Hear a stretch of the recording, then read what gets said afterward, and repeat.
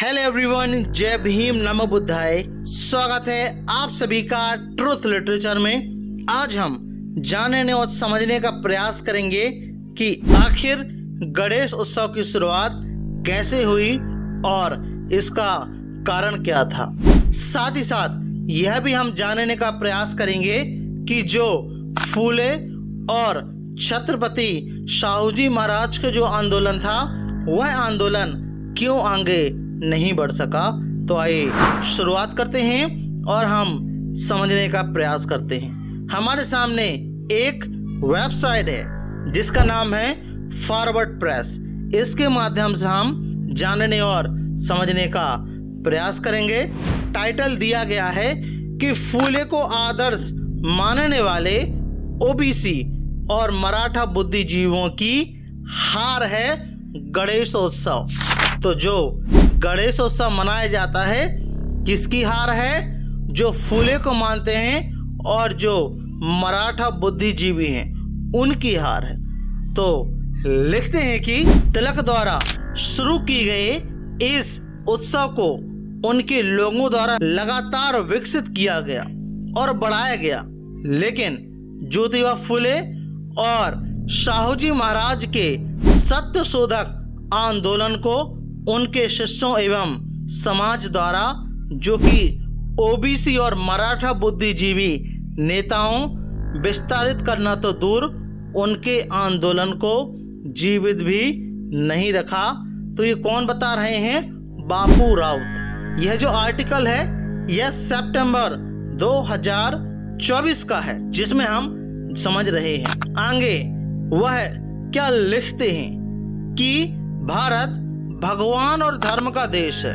ब्राह्मण धर्मवादी लोग दावा करते हैं कि भारत में 33 करोड़ भगवान हैं। इसके लिए वे वैदिक साहित्य का संदर्भ भी पेश करते हैं, जबकि जिस कालखंड का वे हवाला देते हैं उस समय इस देश की जनसंख्या 33 करोड़ भी नहीं थी। फिर भी भारत गुलामी और आक्रमणकारियों के साये में जी रहा था।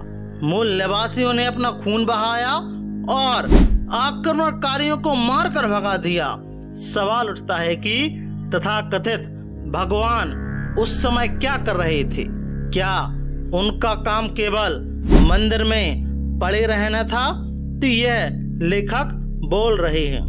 आगे और भी प्रश्न उठाते हैं कि इससे एक और प्रश्न उठता है कि यदि भगवान अस्तित्व में है तो देश में यहाँ समानता क्यों है? मंदिर में चोरी और पुजारियों द्वारा बलात्कार क्यों किया जाता है? भगवान के सत्संग आयोजनों में भगदड़ और मौतें क्यों हो रही हैं? मंदिरों में पूजा के बाद यात्रा के दौरान घटनाएं क्यों हो रही हैं? जो दुर्घटनाएं हैं वह क्यों हो रही हैं? यह सवाल पूछते हैं। आगे बोलते हैं कि यह सब देखने पर एक निष्कर्ष पहुंचने में मदद मिलती है कि भगवान और मंदिरों की रचना षड्यंत्रकारी, चतुर और भगवान का भय दिखाकर वर्ण व्यवस्था द्वारा अपना स्थान ऊंचा रखने वाले समूह ने की है, जिसको अपना स्थान ऊंचा रखना है। इस बात पर चर्चा चल रही है कि गणेशोत्सव की शुरुआत कब, कैसे और किसने की। भारत में 1890 के बाद से हिंदू मुस्लिम सौहार्द बिगड़ने लगा। हालांकि पेशवाओं के चित पावनी ब्राह्मण के हैदर अली और टीपू सुल्तान के साथ राजनीतिक रूप से मैत्रीपूर्ण संबंध नहीं थे, लेकिन मुगलों के साथ उनके मैत्रीपूर्ण संबंध थे। फिर भी ब्रिटिश काल में गौरक्षा को लेकर कुछ स्थानों पर धार्मिक दंगों के कारण हिंदू मुस्लिम एकता में खलल पड़ने लगी। भारत में पहला हिंदू मुस्लिम दंगा 1890 में बेलगाम अर्थात कर्नाटक में और दूसरा 1891-92 में गुजरात के सौराष्ट्र में हुआ था। इन्हीं दंगों से बाल गंगाधर तिलक के मन में सार्वजनिक गणेशोत्सव मनाने का विचार हुआ और उन्होंने 1893 में पुणे में पहला सार्वजनिक गणेशोत्सव शुरू किया। पुणे में बाबा महाराज के घर में हिंदू मुस्लिम दंगों के संबंध में एक सार्वजनिक बैठक आयोजित की गई। इस बैठक में बाल गंगाधर तिलक ने गणेशोत्सव, उसका विसर्जन और सार्वजनिक जुलूस के साथ सामुदायिक तरीके से मनाने के विचार पर अपने साथी नाम जोशी के साथ चर्चा की। उनकी मंशा किस कदर खतरनाक थी, यह आज के गणेशोत्सव के रूप में नजर डालने से पता चलता है। इसलिए सार्वजनिक गणेशोत्सव की उत्पत्ति मुंबई में हुए हिंदू मुस्लिम दंगे के कारण हुई और बाल गंगाधर तिलक उसके जनक थे। गणेशोत्सव पर सुधारकों के सवाल को नजरअंदाज करने के लिए तिलक ने एक नए रूप की लड़ाई लड़ी और यह कहना शुरू कर दिया कि यह त्योहार नया नहीं बल्कि पुराना है। केसरी में लेख लिखकर पेशवा तथा अन्य संस्था के दस्तावेजों का उल्लेख किया गया। सच पर पर्दा डालने के लिए तिलक ने कई नई चालें चली। जो सभ्य लोग गणेश उत्सव के विरुद्ध तिलक से शिकायत करते थे, उनको वे चेतावनी देकर चुप कराते थे। तो यह आप लोग देख सकते हैं तिलक की फोटो। उसके बाद सत्य शोधक समाज और सुधारवादी लोग ऐसे सार्वजनिक गणेशोत्सव के विरुद्ध थे, क्योंकि इस उत्सव में समाज सुधारों को भास और तिरस्कार किया जाता था। तिलक को भी इस उत्सव के खामियों की जानकारी थी, लेकिन उनसे पूछने का साहस उनके अंध समर्थकों ने नहीं किया। तिलक के देहांत के बाद उनके समर्थक बुद्धिजीवियों ने एक नया मिथक गढ़ा। यह एक मिथक था स्वतंत्रता के लिए अंग्रेजों के खिलाफ जागरूक पैदा करने के लिए गणेशोत्सव की स्थापना की गई थी, जो कि यह एक मिथक था। इन विचारों को जनता के बीच व्यापक रूप से प्रचारित और प्रसारित किया गया।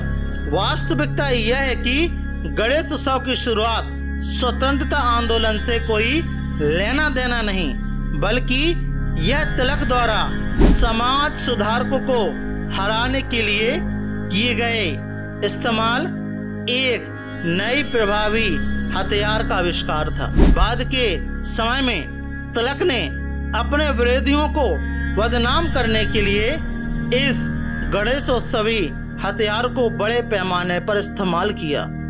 गणेश उत्सव के कारण तिलक का कार्यक्षेत्र विस्तृत हो गया, लेकिन गणेश उत्सव की लोकप्रियता ज्यादातर ब्राह्मण समुदाय तक सीमित थी। ज्योतिबा फूले के सत्य शोधक आंदोलन का प्रभाव शहरी और ग्रामीण क्षेत्रों में होने के कारण गैर ब्राह्मण समुदाय में गणेश उत्सव ने मुंह मोड़ लिया था। मतलब कि जब उस समय फूले का आंदोलन चल रहा था, तो जो उनसे लोग जुड़े थे उनसे इस उत्सव का कोई लेना देना नहीं था। और हमें यह भी समझ में आ रहा है कि यह क्रांति की प्रतिक्रांति थी। गणेश उत्सव से अपनी राजनीतिक मंशा सिद्ध नहीं होते देख सीएम पंजपरे के सुझाव पर 1895 में तिलक ने पुणे के रायगढ़ में शिवाजी महाराज की समाधि को पुनः स्थापित करने के लिए एक अभियान चलाया। तो ये किसकी नकल थी? यह महात्मा फूले जी की नकल थी, जो उन्होंने पहले ही खोज ली थी। जबकि इस समाधि का जीर्णोद्धार ज्योतिबा फूले कर चुके थे। तिलक की साजिश थी कि अधिक से अधिक गैर ब्राह्मण लोग उनके साथ जुड़ सकें। तो यह जो गणेश उत्सव था, यह कोई वैसा नहीं था, बल्कि लोगों को बरगराने के लिए, और जो फूले का आंदोलन था, जो उनका सत्य शोधक समाज था, उस आंदोलन को खत्म करने के लिए था। बाल गंगाधर तिलक द्वारा शुरू किया गया वही गणेश उत्सव आज बड़े पैमाने पर सार्वजनिक रूप ले चुका है। तिलक द्वारा शुरू की गए इस उत्सव को उनके शिष्यों द्वारा लगातार विकसित किया गया और बढ़ाया गया, लेकिन ज्योतिबा फूले, साहू जी महाराज के सत्यशोधक आंदोलन को उनके शिष्यों एवं समाज द्वारा मराठा बुद्धिजीवियों और नेताओं विस्तारित करना तो दूर, उनके आंदोलन को जीवित भी नहीं रखा।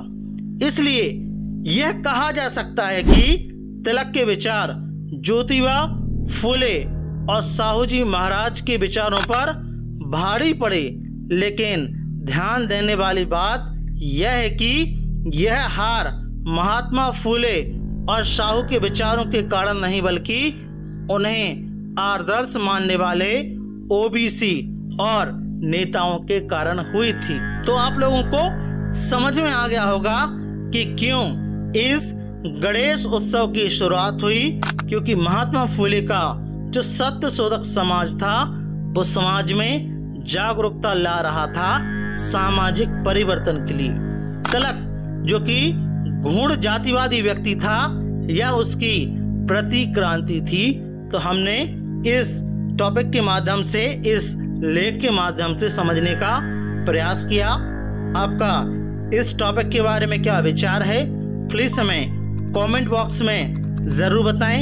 यदि आप ट्रूथ लिटरेचर पर नए हो, ट्रूथ लिटरेचर को आप सब्सक्राइब जरूर करें, साथ ही साथ हमारी वीडियोस को शेयर जरूर करें। जय भीम, जय भारत।